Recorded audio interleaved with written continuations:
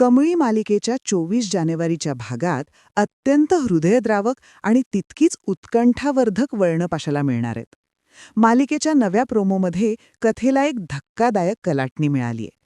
एका बाजूला मृत्यूचे सावट आहे, तर दुसरीकडे अनेक वर्षांपासून ताटातूट झालेल्या व्यक्ती समोरासमोर येणार आहेत.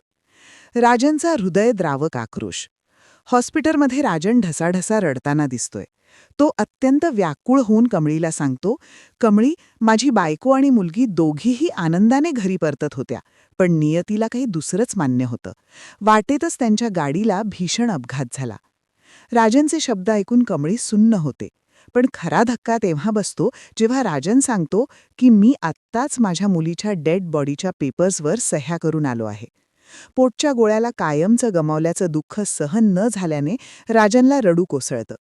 तो पुढे सांगतो की त्याची पत्नी गौरी हिची प्रकृतीसुद्धा अत्यंत गंभीर असून तिला याच हॉस्पिटलमध्ये दाखल करण्यात आलं आहे. दुसरीकडे रागिणी धापा टाकत कामिनीकडे येते. तिच्या चेहऱ्यावर भीती आणि गोंधळ स्पष्ट दिसत असतो. ती सांगते, "आई, खूप मोठा घोळ झालाय." कामिनीने विचारल्यावर रागिणी सत्य उघड करते की राजनची जी खोटी मुलगी होती तिचा मृत्यू झाला आहे, पण त्याची खरी पत्नी गौरी अजूनही जिवंत आहे. हे सत्य ऐकून कामिनी आणि रागिणीच्या कटकारस्थानांना मोठा धक्का बसतो. हॉस्पिटलमध्ये उपचार सुरू असतानाच सरू, जी प्रत्यक्षात गौरी आहे, तिथून पळून जाण्याचा प्रयत्न करते. ती कशीबशी हॉस्पिटलच्या बाहेर येते. नेमक्या त्याच वेळी ऋषी आणि कमळी सदानंद आजोबांना घेऊन तिथे पोहोचलेले असतात. जेव्हा ऋषी आणि कमळी आजोबांना गाडीत बसवण्यात गुंतलेले असतात, तेव्हा अचानक सरूची नजर कमळीवर पडते. तिला पाहताच सरूच्या तोंडून शब्द फुटतात, "कमळी, इथे?"